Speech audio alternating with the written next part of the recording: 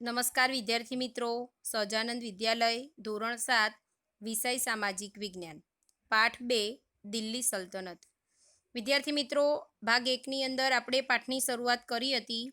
તેમાં આપણે દિલ્હી સલ્તનતના શાસકો, એમાં સૌથી પહેલો આપણે વંશ જોયો હતો ગુલામ વંશ. ગુલામ વંશના શાસકોની અંદર આપણે કયા કયા શાસકો થઈ ગયા તેના વિશે માહિતી મેળવી હતી. ત્યાર પછી આજે આપણે ખલજી વંશ, તુગલક વંશ, સૈયદ વંશ અને લોદી વંશ વિશે માહિતી મેળવીશું. જોઈએ ખલજી વંશ વિશે. ઈસવીસન 1290 થી ઈસવીસન 1320 સુધીનો તેનો સમયગાળો હતો. ખલજી વંશનો સમયગાળો ઈસવીસન 1290 થી ઈસવીસન 1320 સુધીનો હતો. જલાલુદ્દીન ખલજીથી ખલજી વંશના શાસનની શરૂઆત થઈ. આ જલાલુદ્દીન ખલજીથી ખલજી વંશના શાસનની શરૂઆત થઈ. વિદ્યાર્થી મિત્રો, એવું કહેવાય છે કે આ જલાલુદ્દીન ખલજીએ ગુલામ વંશને ઉખેડીને ખલજી વંશની એટલે કે તેનો અંત લાવીને તેને ખલજી વંશની સ્થાપના કરી હતી. જલાલુદ્દીનના 6 વર્ષના શાસન બાદ દિલ્હીની ગાદીએ મહત્વકાંક્ષી સુલતાન અલાઉદ્દીન ખલજી આવ્યો. જોઈએ હવે વિદ્યાર્થી મિત્રો કે આ જલાલુદ્દીન ખલજી પછી ખલજી વંશના શાસક તરીકે કોણ આવે છે? તો કે અલાઉદ્દીન ખલજી. જલાલુદ્દીનના 6 વર્ષના એટલે કે ઈસવીસન 1296ની અંદર દિલ્હીની ગાદીએ 6 વર્ષના શાસન બાદ દિલ્હીની ગાદીએ મહત્વકાંક્ષી સુલતાન અલાઉદ્દીન ખલજી આવ્યો. સૌથી પહેલા હતા જલાલુદ્દીન ખલજી અને ત્યાર પછી અલાઉદ્દીન ખલજી આવ્યો. આ અલાઉદ્દીન ખલજીએ કહેવાય છે કે જલાલુદ્દીન પાસેથી તેની સત્તા, દિલ્હીની સત્તા તેમને પડાવી એટલે કે આંચકી લીધી હતી અને તે પોતે સુલતાન બન્યો હતો. તેને ઉત્તર ભારત, ગુજરાત અને દક્ષિણ ભારત પર વિજય પ્રાપ્ત કરી સામ્રાજ્યનો વિસ્તાર કર્યો.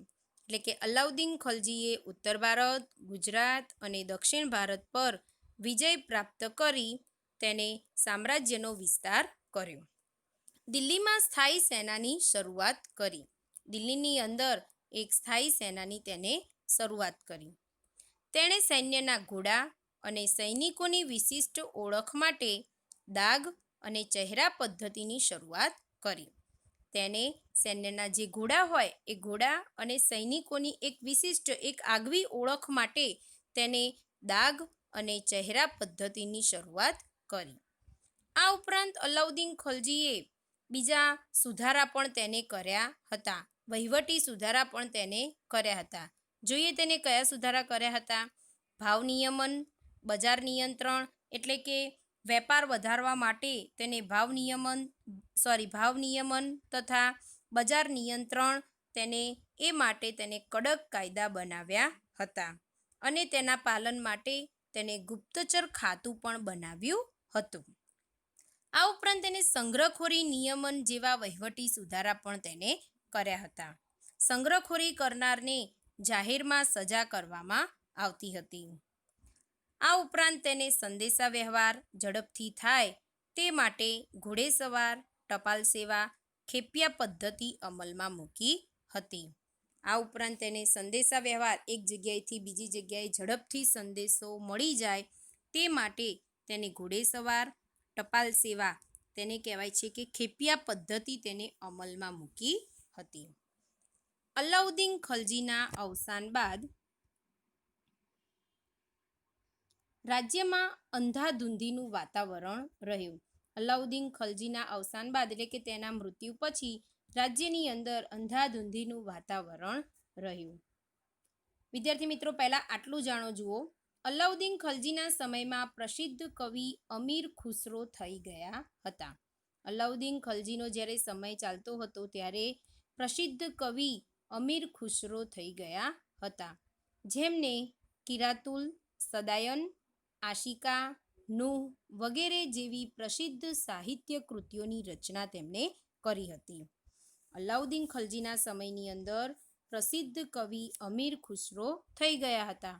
વિદ્યાર્થી મિત્રો, એક વાક્યના પ્રશ્નની અંદર આવી શકે છે, જેમને કઈ કઈ કૃતિઓની રચના કરી હતી? તો કે કિરાતુલ સદાયન, આશિકા, નૂહ વગેરે જેવી પ્રસિદ્ધ સાહિત્ય કૃતિઓની તેમણે રચના કરી હતી.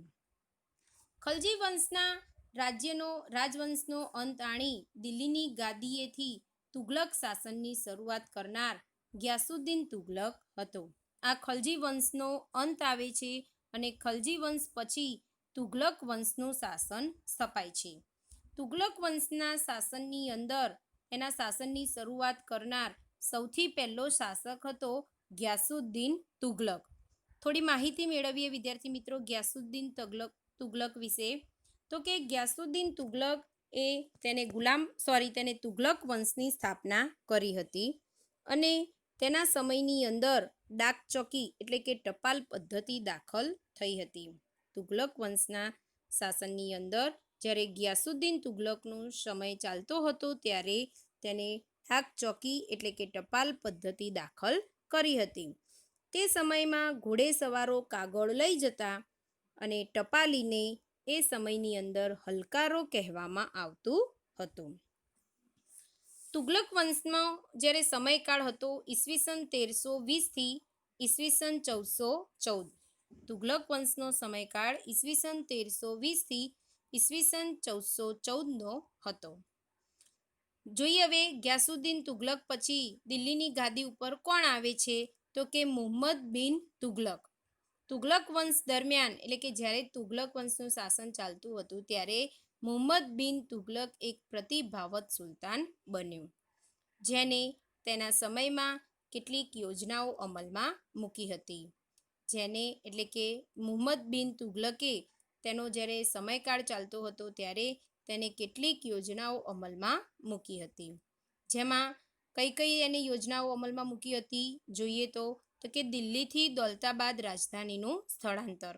તેની પહેલી યોજના હતી કે દિલ્હીથી દૌલતાબાદ અને દૌલતાબાદથી દિલ્હી સ્થળાંતરની યોજના તેને અમલમાં મૂકી હતી. ત્યાર પછી પ્રતીક મુદ્રા પ્રયોગ. તો કે એને કીધું હતું કે ચાંદીના સિક્કાના બદલે તેને તાંબાના સિક્કાનો ઉપયોગ કરતો હતો. એટલે કે તાંબાના સિક્કાઓનું ચલણમાં સ્થાન. આ બે તેની મુખ્ય યોજનાઓ હતી.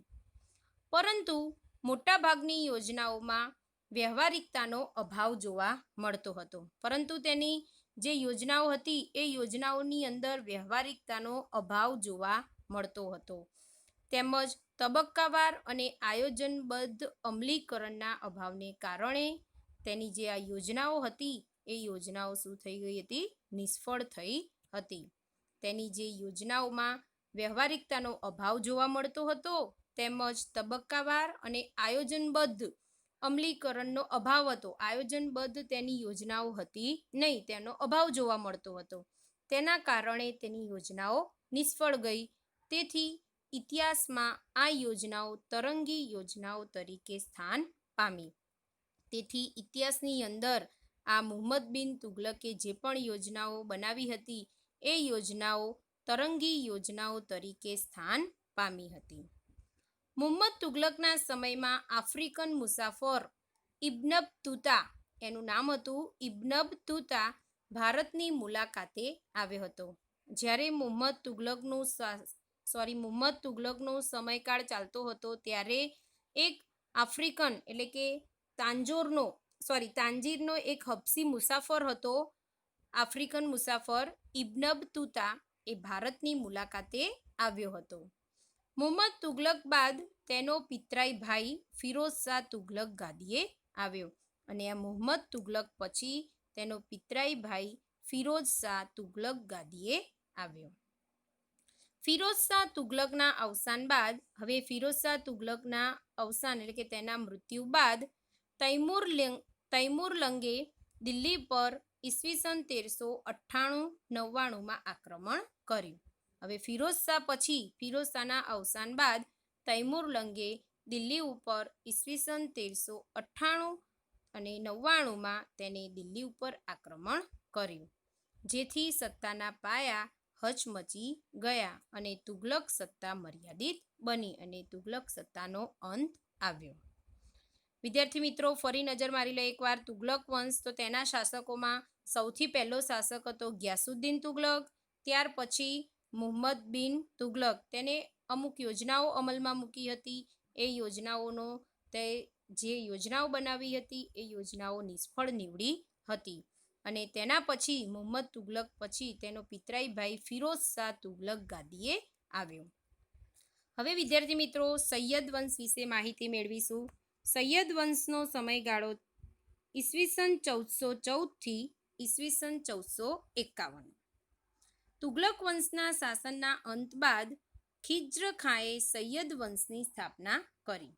તુગલક વંશના શાસનનો અંત આવ્યો અને તેના પછી ખિજ્ર ખાંએ સૈયદ વંશની સ્થાપના કરી અને સૈયદ વંશ પછી લોધી વંશની સ્થાપના થઈ અને લોધી વંશનો સમયગાળો હતો ઈસવીસન 1451થી ઈસવીસન 1526.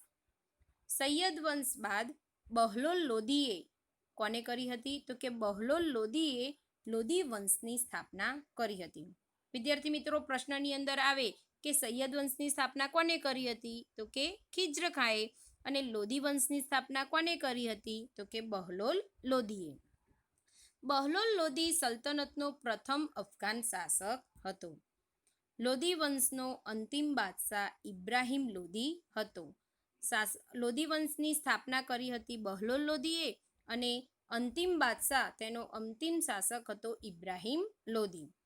ઈસવીસન 1526માં બાબર સામે પાણીપતના પ્રથમ યુદ્ધમાં તેનો પરાજય થયો.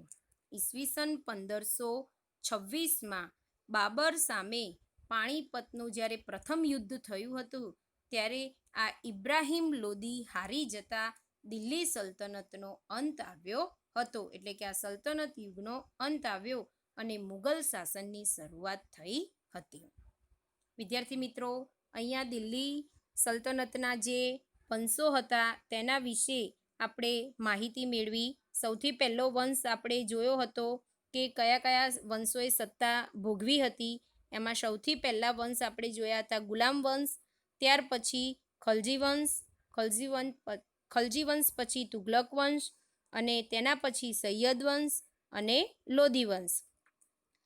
ત્યાર પછી વિદ્યાર્થી મિત્રો રાજ્ય વ્યવસ્થા તે આપણે નવા ભાગની અંદર જોઈશું.